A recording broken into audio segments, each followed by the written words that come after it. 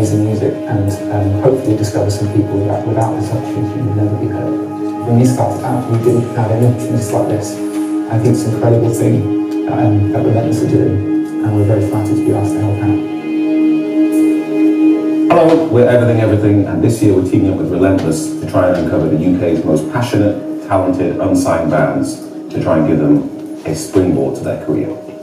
Last year, Kilmarnock two-piece Huxtable were You're Here to Be Heard winners, and as a result they played to a huge sold-out crowd at Relentless Live in London. This year the stakes are higher as the winners will get to play at Reading Festival along with loads of awesome bands. Playing Reading for the first time is a very memorable moment for us in our career, and we were so nervous and excited when we first stepped out on that stage to a pretty big crowd, and afterwards we just couldn't believe that we'd actually managed to get that far. Is this your year to be heard? Don't miss your chance. Enter now.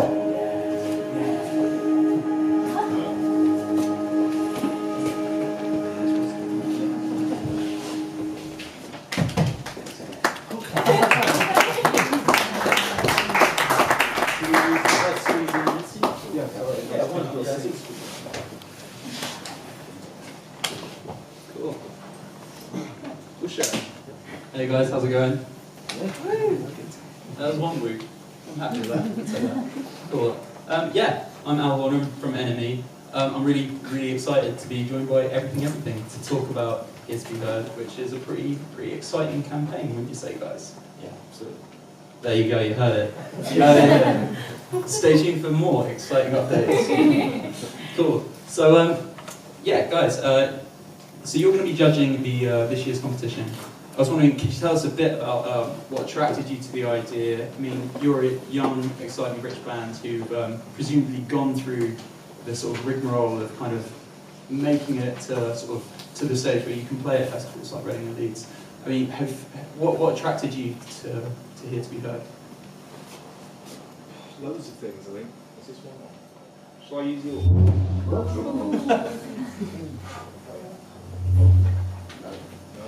Do you want to try this was? Lots of different things, I think. Apart from anything else, it occurred to me that we can't really remember what it's like now to be. Well, we can remember, but it's different now. You know, we formed the band nearly 8 years ago, and we can't really tell anybody what it's like to be in a new band now. So I thought we could probably learn a thing or two ourselves from it, as well as trying to pass on whatever wisdom we may have or may not have, as well. And Alex was saying as well the other day, there wasn't really anything like this when we were starting out. So it's nice to think that maybe we can be a bit of a kind of springboard, help people jump over some of the fences, maybe. Yeah, I think the music industry changes basically all the time. It's really hard to keep up, ourselves included. And obviously when we were coming through, there was still MySpace and things like that. But now the internet has sort of changed it a lot in that there's room for everyone, and it's harder to be heard, to be seen. So things like this, I think, really help people to come through, as opposed to just being lost on the internet somewhere. It's a big place. Have you ever, well, I guess the question on most people's lips will be, what are you looking for? How will you be judging? I think we're just looking for bands that are really exciting and interesting. I mean, it's just as simple as that, really. I think you go on the internet, you can find hundreds and hundreds of bands that all sound exactly the same. So if there's one band that sounds different to those other 100, they'll probably win it. Anything to add? yeah, I mean, there's more to being good than just being unique. You know, you can be unique and be absolutely awful, obviously, as we proved. There's stagecraft, there's songwriting, there's performance skill, there's your attitude, there's your look, there's a million things, and it's difficult to say what we're going in for, looking specifically for. I think if we did have an answer, then it'd probably be awful. Yeah, I think we've never done anything like this before, so we're kind of interested to see what sort of comes our way in terms of the bands, and we will probably learn quite a lot from it. And we don't really know what we are going to choose until we probably see it, I think. Because as John says, there's so many variables in these things. If it was as easy as going, a good band is this, then may and our people would know exactly what they were doing. But as it stands, you know, it's hard to know what's going to hit. You know? So the message to young bands at home is surprise us. Yeah. Have you ever been on the other side of it? Have you ever been judged? Have you got like horrendous memories of being in a talent contest at school, or are there any hidden sort of secret X Factor auditions that no one knows about?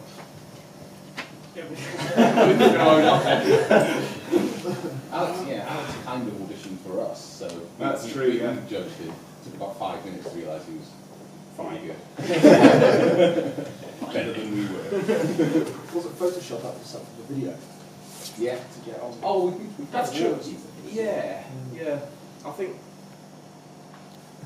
didn't we? It was a competition on MTV when we were a really new band, and we'd made 1 or 2 videos at that point, like in our own garage, for a budget of 50 quid or whatever. And I think me and John spent like a whole evening clicking vote on the MTV website to try and get played on MTV, and it worked. So cheating does work. Yeah. Probably not a good time. But apart from that, I can't remember any other times though. There's obviously the Mercury Music Award, Jez. Oh, yeah. Which we were judged for. Yeah, let's think about that one. Nice. Yeah, plenty of It's plenty of different awards. end of the scale, isn't it? Yeah, not like this though. Not for a long time. But I imagine we'd absolutely crap ourselves if we were up for it now. But it's a very strange thing. You don't know what people like about you. We don't even know now what people like about us, really. And so when you haven't had any exposure at all, and then go in front of people early on, you're thinking, is this good? Is this bad? Do I care? Should I care? All these things. I think even established acts, they still get judged every time. Like even if U2 make an album, it still gets reviewed. And people still go to the gigs and review the gigs. So obviously that happens with us, obviously. So we still like get nervous when journalists are reviewing our gigs or our albums or whatever. It never really ends there, I don't think. So kind of may as well get used to it at this stage. How many of these guys do you think, after those MTV comments, how many of these guys do you think are going to return in the story tomorrow?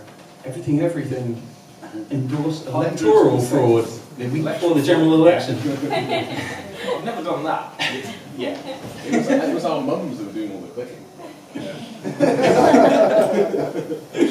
Everything have good minds. I mean, you say you can't remember being a young band, the struggle with it. I can definitely remember it, but I don't know if it's representation of what it would be like now. I don't know if the route that this band took would be suitable for a band now.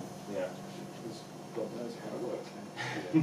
Well, as someone who does deal with, I interview a lot of young bands, and obviously, I interview a lot of bands who, like, they haven't had a meal apart from Doritos, Donners, and dips left for them backstage. Oh, so it is the same then? I find myself interviewing a lot of, sort of like bands young bands who are still like clawing their way up there, who, I'll interview them and they'll still be like bleary-eyed from having spent the night in their tour van cramped up together on some motorway lay-by, which they've gone to sleep desperately praying isn't a dogging hotspot. You must have are there any sort of memories you have of sort of like times where you were penniless and that underline the importance of like campaigns like this? We did that for years. I mean, we had our own van from John's brother that we drive everywhere and it would break down everywhere. It smells of dead animals. Yeah, there was an animal that died and we don't know what happened. Couldn't find it for ages. We repaired And then we it with did. crisp packets. Was there some sweepstake on what the animal Animals was? are made of crisp packets. Yeah. I thought it was maybe a cat, but it's small. I think it's just an It's a old rodent. sandwich. But we But he's become an animal. thought it was a dead rat, but it turned out it's just some food John had left underneath the seat. But yeah, we had a few years of sleeping on friends' floors and just driving ourselves around the country, not sleeping and not eating. Well, eating just the riders, which would be, crisps and water. You had some pretty good quavers backstage. Yeah, well, we've moved up with it. But, sold out cool But yeah, I mean, I think that's a good thing. I think bands should go through that, really, and I'm glad we did. Sort of makes you better. It makes you kind of Rigorous. yeah. The cool thing, from my perspective, about you guys being involved is it'd be easy for a band who's like immediately like tailored for radio and who are a bit more straightforward than you guys to be up here sort of endorsing this. But for me, like you guys, your music's so eclectic and so adventurous. And I remember the first time I heard you, it was a bit like, in the best possible way, trying to like solve a riddle while staring at a magic eye puzzle. It's that level of amusement and complexiness. So, I mean, have you guys always tried to be sort of so adventurous in your sound, keep evolving, and do you also understand, like, or do you also, let me rephrase that, have you always set out to sort of keep evolving your sound and keep sort of pushing buttons and pushing boundaries? Yeah, pretty much. Yeah, we've never really talked about it, but I think we're just quite restless, and if we feel like we're treading over the same ground we've already tread over, then we just go, no, we won't do that. And it's just, it's not in a sort of manifesto for ourselves, but it's just something that we naturally do, I think. But the balancing act of doing that and not alienating people and not being so quixotic that you don't have an identity of your own, that's kind of where we live. And it takes us a long time to kind of find that biting point, I suppose.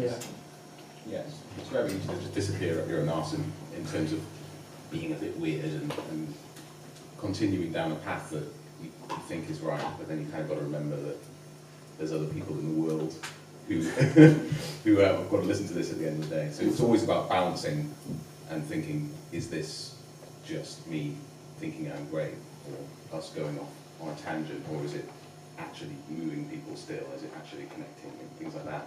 Sometimes you can go too far one way and sometimes too far the other. So we've always got this balancing act, which kind of keeps us on our toes, really, balancing on our toes.